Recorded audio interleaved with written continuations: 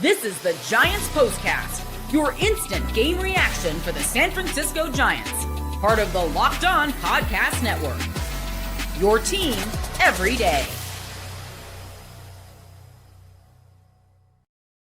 Yo, what's up, everyone, and welcome back to the Locked On Giants Postcast.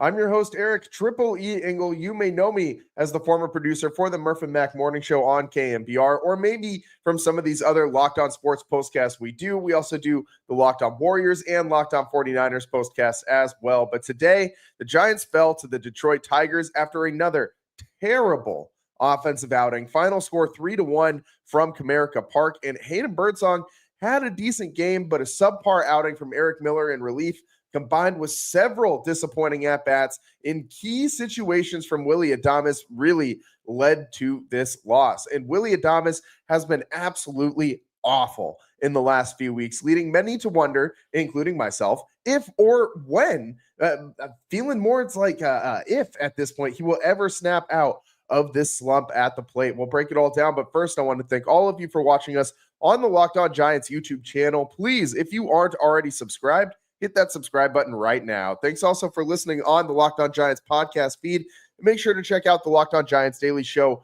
for more in-depth coverage. My guy, Ben Kaspick, always does a great job. And in this one, I mean, let's go right to the Willy Adames big situation here, because in the sixth inning, the Giants were trailing 3-0 already, and you had already started to get into the Tigers bullpen a little bit. So you were maybe seeing something from the Giants offense here. I mean, you had three consecutive singles after Mike Yastrzemski grounded out to start the inning. You had a Matt Chapman single, followed by a Jung-Hoo Lee single, and then a Wilmer Flores single to score Matt Chapman, which gave the Giants their only run of the day. And up comes Willy Adames with 2 on and 1 out and a runner in scoring position, which leads me to today's turning point. Time to reveal where the game was won or lost. It's the turning point.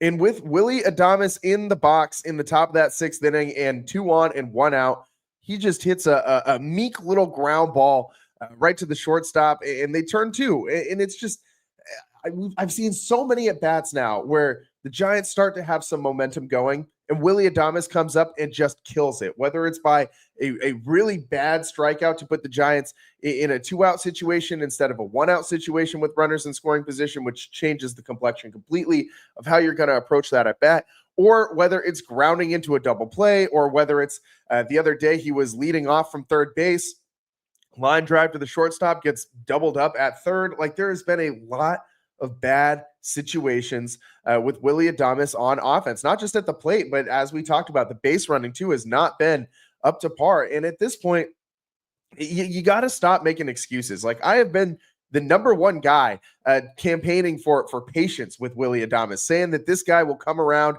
He's a proven talent. He's got the power. We just need to wait for him to show up. Well, we're waiting, and it's damn near the end of May, and this guy still hasn't shown up. I mean, he's a guy who's notoriously started pretty slow, but we're a pretty good chunk of the way into this season now, and Willy Adames is still not able to do anything. He looks completely lost up there at the dish, and I mean, he is just very, very, very just slumping right now, down in a very bad way.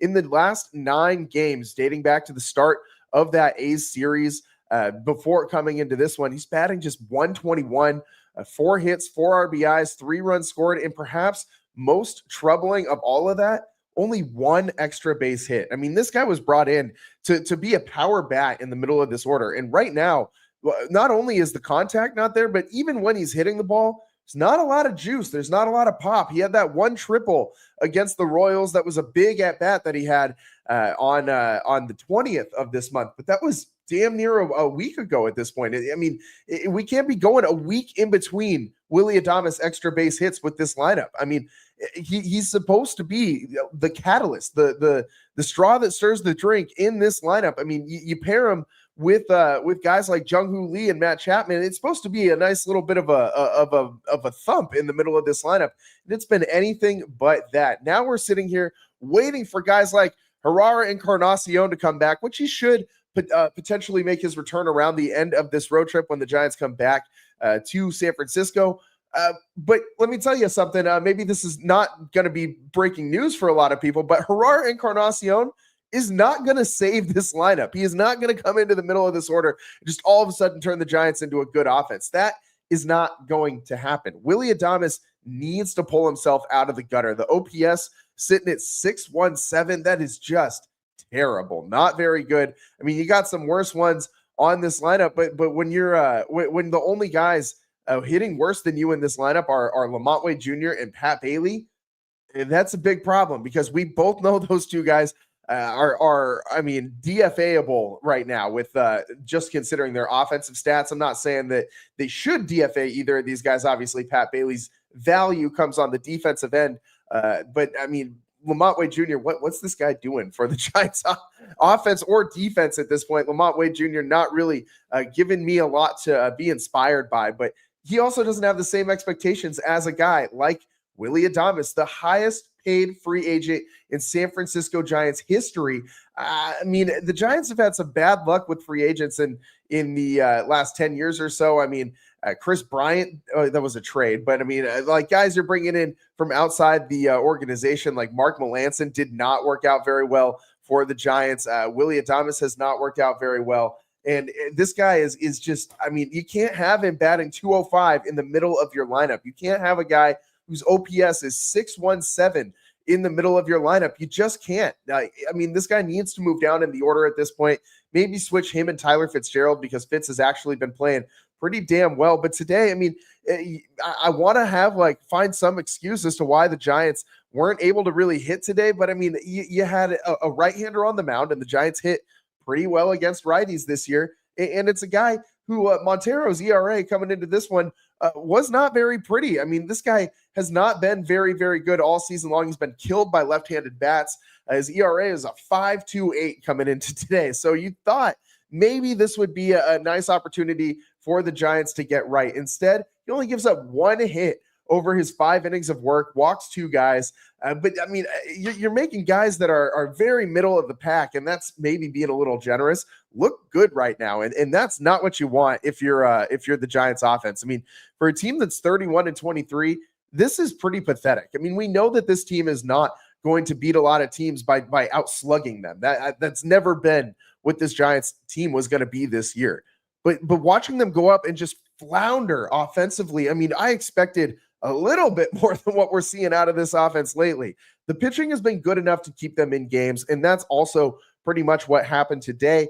If it wasn't for that Erik Miller kind of blow-up inning that he came in relief in that 5th inning, it might have gone a little bit differently for the Giants. Maybe they get a run later on in this game if they're not pressing so hard. But I have to imagine that when you get into the later innings and you know that you're just sputtering offensively, that you cannot find a way to get on base. I mean, the Giants aren't just not hitting; they're not walking. They're not really advancing on the base paths. We're not seeing them be as aggressive as they were at the beginning of this season with steals and such. But you got to have some kind of way to manufacture offense. You got to figure out a way to get guys on, move them over, and move them in. And that's the name of the game. And the Giants are not able to do any of those things. You got to get on base first before you can get moved over and move in for a run. You got to get on base initially at first, and the Giants are just not doing that very well today.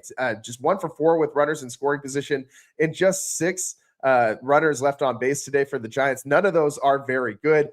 So you got to find a way to get something going. You got to find a way to spark some life into this Giants offense. Is Gerard Encarnacion going to be enough of a spark? I mean, I do think he'll provide a little bit of a lift, but no way that he on his own is going to just remake what this Giants lineup is doing. It's a lot of pressure to put on a guy that the Giants went out and signed from a Mexican baseball league last year in the middle of the season. Like, it's not like Gerard Encarnacion is Aaron Judge coming into this lineup. It's you can't put too much pressure on that guy. And he's also coming off an injury, so you never know what he's really going to look like. That hand being broken could very much so alter his swing and his power ability and all that kind of stuff. So a lot to see from him when he comes back, but also it's not the answer. He's a nice piece to have. Don't get me wrong. but he's not a game changer in the sense of the one guy is going to just remake this whole lineup. That's absolutely not going to happen. So you need guys like Willy Adames, like Matt Chapman, to start stepping up and hitting the damn ball. I mean, you've had Jung-Hoo Lee kind of playing pretty well-ish. I mean, as far as all the Giants hitters, he's probably been the most consistent. He had another 2-hit game today. And of course, Wilmer Flores has been, doing Wilmer Flores stuff. One of the league leaders in RBIs, picked up another one of those today as well in that 6th inning before Willy Adames grounded into that double play to end the Giants' threat. And also, we got to mention in that 9th inning, Wilmer Flores leadoff single. Maybe the Giants have a little something going here. Willy Adames promptly grounds out to the shortstop. And that could have been a double play potentially if that was hit a little bit harder, if the shortstop didn't fall down while he was trying to field the ball. So, I mean, it could have been 2 GIDPs for Willy Adames in this one, but for him, it was only one plus the very bad at bat in the 9th inning. So just not very good for Willy Adames. 0 for 4 today with the strikeout, and it's just you got to see something eventually. You got to see something that makes you think, maybe this guy's starting to get out of the slump. But it's been, I mean, his at bats have not looked good. He's been swinging at bad pitches. I mean, just breaking balls that are starting in the zone and just flying so far out of the zone that I just don't know what he's seeing up there or what he's chasing. It's clear that he's not seeing anything up there. He just does not have the read on the ball right now. And when it rains, it pours. The snowball effect is real right now for Willy Adames, and in not a good way. It's not a momentum building snowball. It is a momentum killing snowball is what it seems like for Willy Adames. So the Giants, I think their best bet right now is to move him down in the order, because you can't bench the guy. You can't just stop. You can't stop playing him with how much money you have invested in him. He's got to play. Kind of like similar situation to when the Giants had Melanson, and it was like, well, this guy's got to pitch. So there's no real great answer for Willy Adames right now, other than he just needs to start hitting the freaking ball. That's the best answer that the Giants can hope for. But we'll see what happens, man. I don't have a ton of confidence that he's going to be able to really turn this around to make this a good season, but he could still get hot at some point in some, maybe salvage a month or two of this year. But I mean, right now, this just looks like a little bit of buyer's remorse maybe for the San Francisco Giants and Willy Adames in the offseason. He has not been very good in the field either. So it's just not a very fixable situation if you're the Giants. And Bryce Eldridge is still a ways away. He would be a nice piece to add to this lineup eventually, but I think that we still got to wait. I mean, at the very earliest that guy could maybe even possibly think about coming up,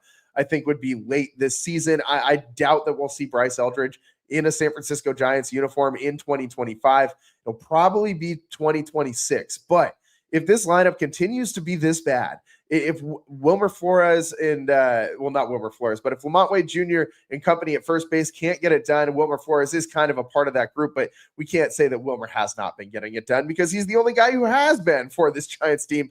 But if they continue to search for answers at first base, and you got key contributors like Willy Adames just not hitting, like Matt Chapman just not hitting, what do you got to lose? Maybe go get Bryce Eldridge before the end of the season and plug him in and see what he can do.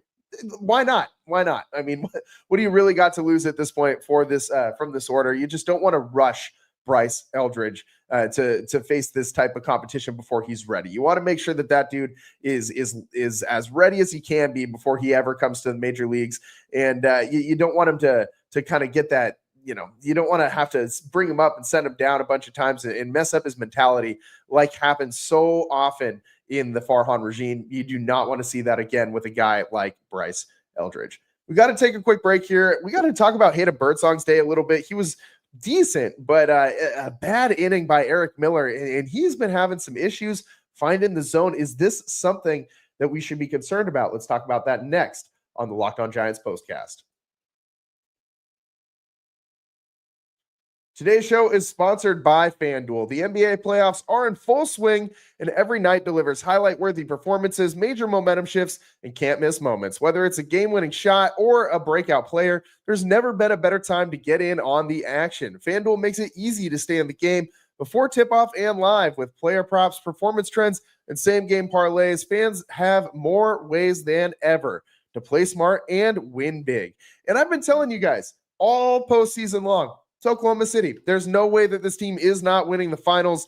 I don't believe in either team in the Eastern Conference. The Pacers, they're a fun offense to watch, but they have major flaws. And same with the Knicks. I mean, we know that both of these teams have well-documented flaws. OKC, the best well-rounded team, the most well-rounded team, and they've been the best team in the NBA all season long. I expect them to win Game 4. I thought Minnesota had a nice showing in Game 3, but it's going to be a gentleman's sweep. OKC in 5, and then they're going to go on and win the championship. So make sure you get some money in on that before the return gets even worse than it already is. It seems like a no-brainer to me. And if you're new to FanDuel, it's the perfect time to sign up. Head to FanDuel.com and place your first $5 bet. If it wins, you'll get $200 in bonus bets. Make every moment more with FanDuel, the official sports betting partner of the NBA.